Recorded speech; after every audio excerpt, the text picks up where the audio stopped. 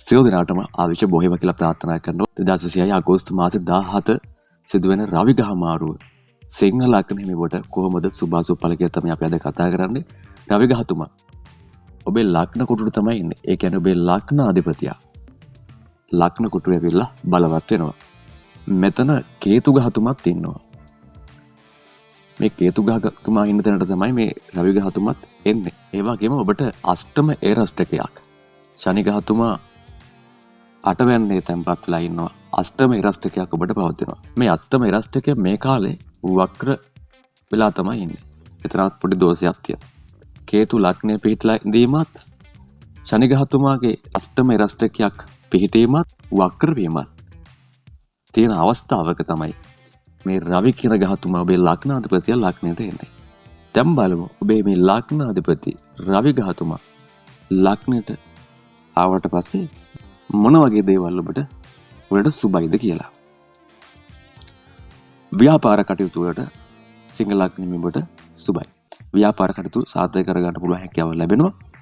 ඒ වගේම තමයි කලා කටයුතුට සම්බන්ධ සිංහල ලග්න හිමියෙක් නම් මෙන්න මේ කටයුතු සාර්ථක කරගන්න පුළුවන් හැකියාව ලැබෙනවා.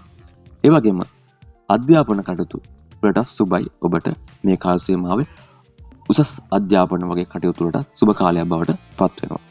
ඒ වගේම විදේශගත වෙන්න බලාපොරොත්තු හිටපු සිංහල ලග්න හිමියෙක් නම් විදේශයකට යන්න බලාපොරොත්තු හිටියා නම් මෙන්න මේ කාලයක සාර්ථක කරගන්න පුළුවන් හැකියාව ලැබෙනවා. මතක තියාගන්න මාසයයි තියෙන්නේ ඔබට මේ කාල සීමාව. විදේශගත වීමට ඔබට සුබයි. මතක ශක්තිය වර්ධනය වෙන කාල සීමාවක්. සමහර කට්ටිය ඉන්නෝනේ මතක ශක්තිය අඩුයි. මතකයේ දුර්වලයි. එහෙම අයට මෙන්න මේ කාල සීමාවේ හොඳ මතක ශක්තියකින් වැඩ කටයුතු කරගන්න පුළුවන් හැකියාව ලැබෙනවා. ඒ වගේම තමයි ආත්ම විශ්වාසය ඇති වෙන කාල සීමාවක්. තමාට වෙනදා නැති ආත්ම විශ්වාසයකින් තමන්ගේ වැඩ කටයුතු ටික කරගන්න පුළුවන් හැකියාව ලැබෙනවා. ඒ වගේම තමයි පුද්ගල වර්ධනය ඇති වෙනවා. පුද්ගලෙක් විදියට වර්ධනය වෙන්න හැකියාව, ශක්තිය, ධෛර්යය ලැබෙනවා. තමන්ට තනි තීරණ ගැනීමේ හැකියාව, ශක්තිය මේ කාල සීමාවේ ලැබෙනවා.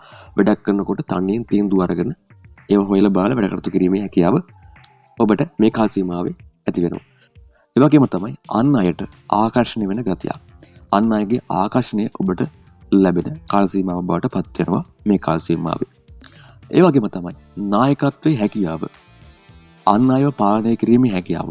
අන් ඒ ආශ්‍රිතව ඔබ වැඩ කටයුතු කරන කෙනෙක් නම් ඔය ආයතනයක ප්‍රධානියෝ වගේ ඉන්නවා. පොඩි දෙයක් වුණත් කමන්නේ 4-5 දෙනෙක්ව පාලනය කරනවා නම් අන්න ඒවා ඔබට සාර්ථකව කරගෙන යන්න පුළුවන්. නායකත්වයේ හැකියාව ලබා ගැනීමේ හැකියාව ඔබට තියෙනවා මේ කාල සීමාවේ. අන් අයව පාලනය කිරීම, නායකත්වයේ හැකියාව වර්ධනය වෙන කාල සීමාවක්. ඒ වගේම තමයි වෙනදාට වඩා ටිකක් ප්‍රීතිමත්ව ඉන්න උත්සාහ ගන්නවා. සතුටින් ඉන්න උත්සාහ ගන්නවා. මේ කාල සීමාව ඔබ ඒ විදිහට ඉන්න උත්සාහ ගන්න කාල සීමාවක් බවට පත් වෙනවා. මොකද වෙනදා නැති සතුටක් ඔබට එනවා. තමන්ගේ තියෙන ප්‍රශ්න ගැටලු ටිකක් විසඳුණා වාගේ හැඟීමක් ඇති වෙනවා. පොඩි සහනයක් දැනෙනවා මේ කාල සීමාවේ.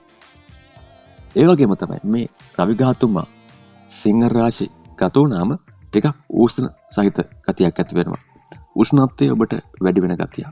ඒ ගැන ඔබ සැලකිලිමත් වෙලා උෂ්ණ අධික ආහාර වලින් වැළකී ඉන්නවත් පුළුවන් නම් ඔබට ඒක ඔබේ ශරීර සෞඛ්‍යයට හොඳයි. ඒ වගේම තමයි රවි ගහතුමා ලග්නයට ආවන් පස්සේ පොඩ්ඩක් ආඩම්බරකාරී ගතියක් ඇති වෙනවා. ඒ නිසා ඒ ඕනකට වඩා ආඩම්බරකාරී වෙන්න නැතුව පොඩ්ඩක් නිහතමානීකම තියාගන්න. රවි ගහතුමා ලග්නයට ඇවිල්ලා බලවත් වුණාට පස්සේ හැම දෙයකම එක ගන්න යනවා. නායකත්වය ගන්න යනවා. ඒ නිසා ඔබට අවශ්‍ය තැන විතරක් ඔබේ නායකත්වය ලබා ගන්න. අනවශ්‍ය තැන්වල ඔබ නායකත්වයේ ඉල්ලා යදින්න එපා. නායකත්වය ගන්න යන්නත් එපා. ඔබට නායකත්වය ගන්න සුසු තැන ඒක ගන්න නැති තැන්වල ඔබ නියඳව ඉන්න.